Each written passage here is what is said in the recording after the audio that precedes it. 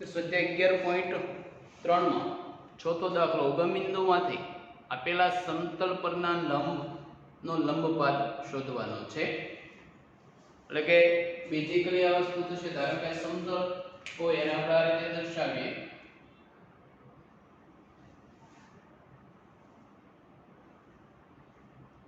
સમતલને capital P વડે ને આ જે સમતલ થશે તેનો અભિલંબ માગ્યું એવું છે કે કોઈ ઉગમ બિંદુ, ધારો કે અહીંયા ઉગમ બિંદુ છે O, એમાં જે સમતલ પર જે કોઈ લંબ દોરીશું એમ એના લંબપાત x1 y1 z1 હોય તો x1 y1 z1 ને અહીંયા શોધવાનું. તો ત્રિપરિમાણમાં છે ઉગમ બિંદુ O છે એના અહીંયા તો થશે 0 0 0. આખો દાખલો કઈ રીતે થશે તે પહેલા જોઈએ. એટલે કોઈ પણ જગ્યાએ મેથેમેટિક્સમાં કોઈ દાખલો ગણતા પહેલા તમારા મગજમાં એનો રફ સ્કેચ હોવો જોઈએ કે કઈ રીતે આગળ વધીશું. તો સૌપ્રથમ એવું થશે કે સમતલના અભિલંબની વ્યાખ્યા પ્રમાણે સમતલનો અભિલંબ એ સમતલની કોઈ પણ દિશાને લંબ થાય. સમતલનો અભિલંબ આ રીતે થતો હોય. ધારો કે અહીંયા ઉગમ બિંદુ, ઉગમ બિંદુમાંથી જે લંબ દોરીશું તો આ સમતલના અભિલંબની દિશા અને ઉગમ બિંદુમાંથી દોરેલા લંબની દિશા કેવી થશે? સરખી થશે.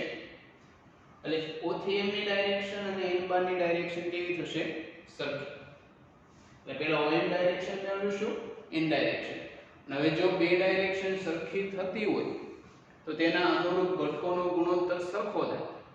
જો દિશા સમાન હશે તો ગુણોત્તર ધન થાય અને દિશા વિરુદ્ધ હશે તો ગુણોત્તર ઋણ થાય. પણ ગુણોત્તર કોન્સ્ટન્ટ સરખો રહે.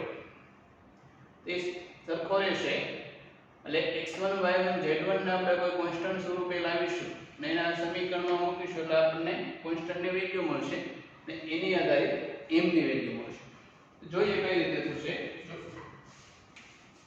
તો n બાર કેટલા થશે? તો n બાર 2i plus 3j plus 4k. ધારો કે લંબપાત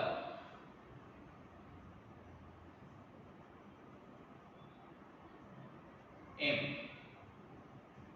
x1 y1 z1 છે. OM લંબ P માટે ડાયરેક્શન OM અને n ની દિશા કેવી થશે? સરખી.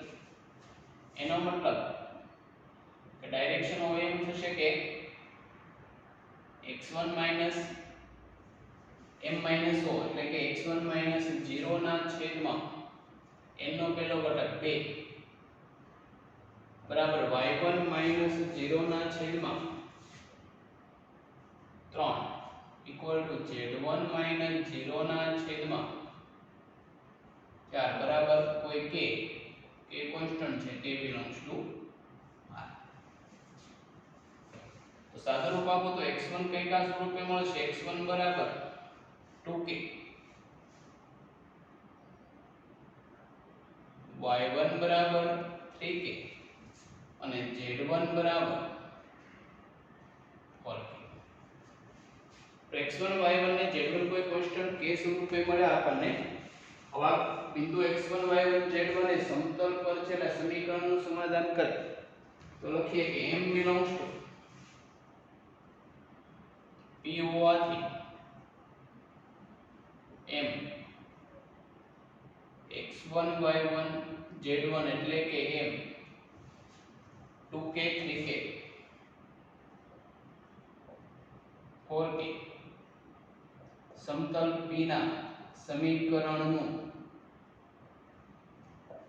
સમાધાન કરે.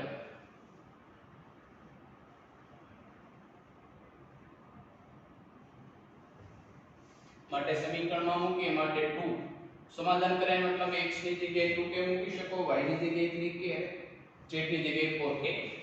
2 * 2x 2x, x ની જગ્યાએ 2k મૂકવાના 2k plus 3 * 3 3k plus 4 into 4k minus 12 equal to 0. Means 2 into 2k 4k plus 9k plus 16k બરાબર 12. માટે સાદુરૂપ આપીએ 29k માટે k બરાબર 12/29. k મળી ગયા. તો આ k ની કિંમત આપણે અહીંયા મૂકીશું x1 y1 અને z1 એ છે લંબપાત માટે m x1 એટલે કે 2k 2 into 12/29 3 into 12/29 4 into 12/29. તો લંબપાદ m કંઈક આ રીતે મળશે m 2 × 12 એટલે 24/29. બીજું થશે 36/29. ત્રીજું થશે 48/29.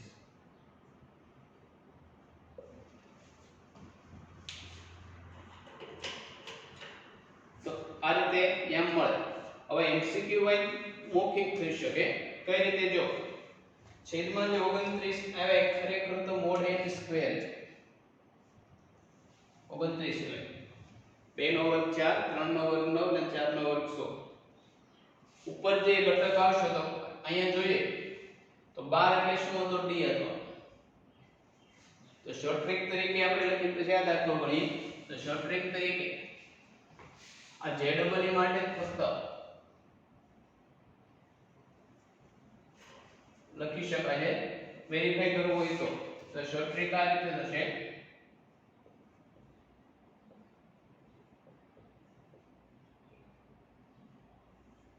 ઓન્લી ફોર એમસીક્યુ માટે વાપરી શકાય. પાર્ટ બી માં લખી શકો અને પાર્ટ બી માં બધી ગણતરી બતાવવાની હોય. એટલે પાર્ટ બી માં ડિસ્ક્રિપ્ટિવમાં જો તમે આ શોર્ટ ટ્રિક વાપરશો તો એક પણ માર્ક ન મળે એવું પણ બને. એટલે પણ એમસીક્યુ વાઇઝ હોય ત્યાં થશે તો a સમતલ p x plus by plus cz equal to d પર ઉગમ બિંદુ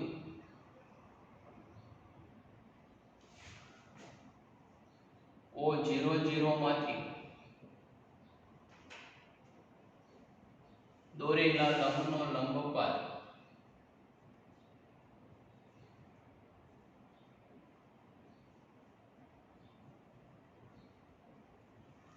કેપિટલ M લખીએ તો પહેલું જે મળેલું હતું એ આપણને AD by mod n square. બીજું થશે BD by mod n square ને ત્રીજું થશે CD by. યાદ રાખવાનું હોય એક વસ્તુ કે D always greater than 0 રહેવાનું. D less than 0 હશે તો આ ત્રણેય પદની નિશાની ફેરવવાની. તો આ વસ્તુ અહીંયા મળે એ વેરીફાઈ કરી a બરાબર 2 d બાર સામેની બાજુ થશે 24/mod n સ્ક્વેર 29. એ રીતે 12 × 36/29 4 × 12 48/29. હવે જે બીજી રકમ હતી b તે ગણીએ.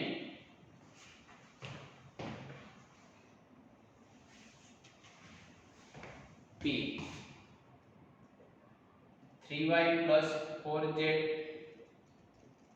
minus 6 equal to 0. થિયરિકલ આ રીતે થશે. ધારો કે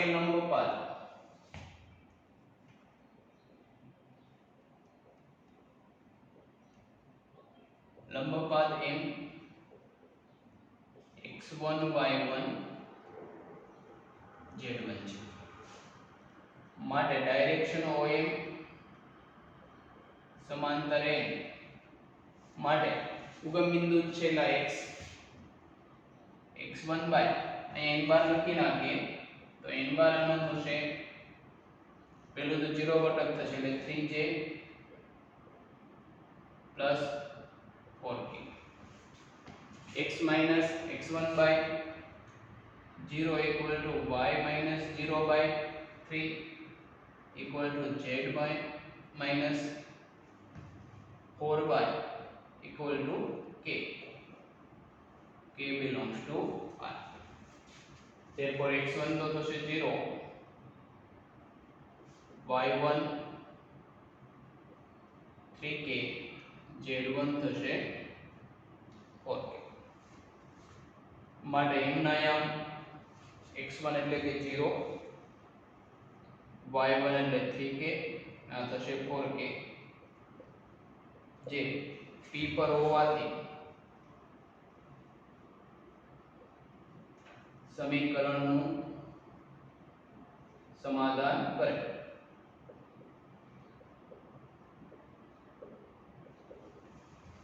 આ સમીકરણ મૂકીએ માટે 3 into 0 પેલો 0 જેનાથી કઈ ફેર પડતો એટલે બીજું 3 into 3k plus 4 into 4k minus 6 equal to 0. Therefore 9k plus 16k implies that 25k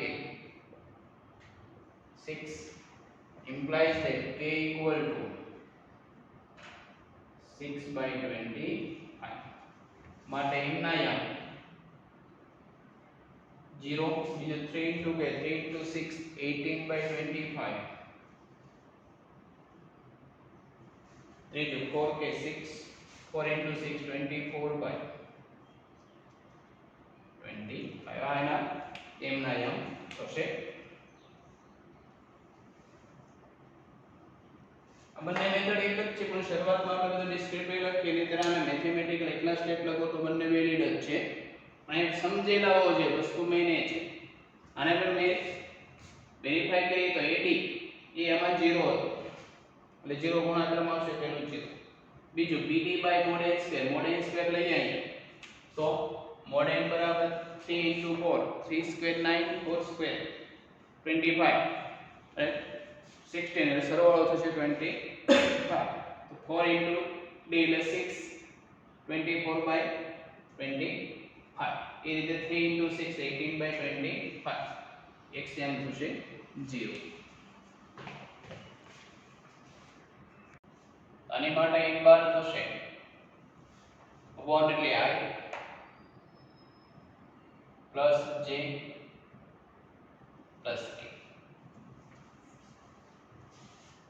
ધારો કે લંબપાત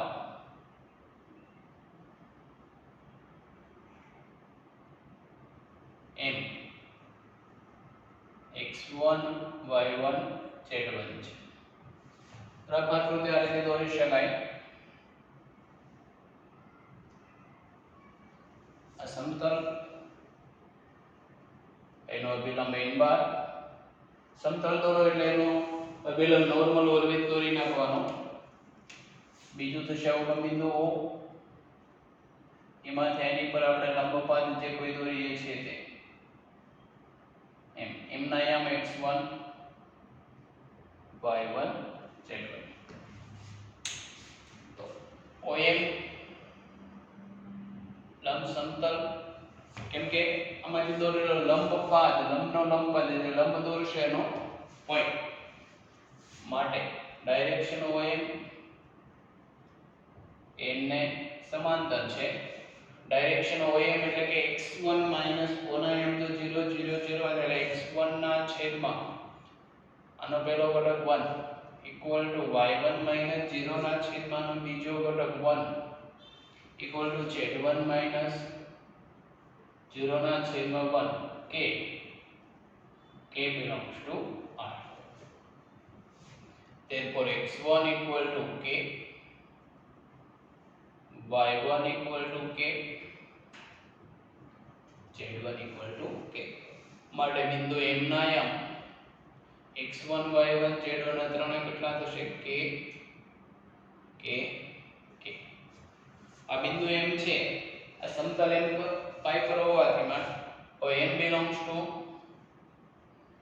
p માટે m એ p ના સમીકરણનું સમાધાન કરે. એટલે p નું સમાધાન કરે. p ના સમીકરણમાં મૂકી માટે x ની જગ્યાએ k પ્લસ y ની જગ્યાએ પણ k પ્લસ z ની જગ્યાએ પણ k means 3k means k equal to 1/3 માટે એમના આયામ k means 1/3 1/3 1/3. હવે આપણે શોર્ટ ટ્રીક લઈએ તો d બરાબર 1 અને આ છેદમાં મોડે n બાર એટલે 1 + 1 + 1/3 વડે પેલો ઘટક 1 એટલે 1/3 બીજો પણ 1/3 ત્રીજો પણ 1/3. ચોથો દાખલો લે d 5y + 8 = 0. આ તો એકદમ સિમ્પલ હશે. 5y + 8 = 0 એનો મતલબ કે આને પહેલા સિમ્પ્લિફિકેશન કરીએ તો 5y = -8. और राइट साइड समतल में क्यारे नेगेटिव रखવાનું એટલે ખરેખર તો -5y = 8 માટે y બરાબર કેટલા થશે -8/5 માટે આમાં લંબ પદમાં ડાયરેક્ટલી લખી શકાય y અક્ષ ને છેદે છે x અક્ષને z અક્ષને સમાંતર હશે એટલે કે કોઈ આ સમતલ xz સમતલ છે કેમ કે x અક્ષને અને y અક્ષને તો છેદતું જ નથી એટલે લંબપાતના યામ પહેલું 0 બીજું y -8/5 અને ત્રીજું 0. અગેન ધારો કે એક્સ્ટ્રા તરીકે લઈએ આ રીતે આપ્યું હોય એક્ઝામ્પલ લઈએ સમતલ p તરીકે 5x + 8 = 0 તો આની માટે લંબપાત મેન્યુઅલી મૌખિક લખી શકો x થશે -8/5 y 0 z 0 થશે. એ રીતે હજી કોઈ એક સમતલ p આપેલું હોય 3z -6 0 તો આની માટે લંબપાત आपण મૌખિક મૂકી શકો x y ને છેદતું નથી એટલે 0 0 z ની વેલ્યુ 6/3 means 2 એટલે કોઈ આ ટાઈપ હશે એમાં આ મેથડ વાપરવાની જરૂર પણ નથી અને મેથડ વેલ્યુ પણ થશે નહીં પણ 5y + 8 એમાં ફક્ત એક જ કમ્પોનન્ટ હોય તો એ જ કમ્પોનન્ટ જે છે તે એનો લંબપાત થશે. તમે આકૃતિ દ્વારા વેરીફાઈ કરશો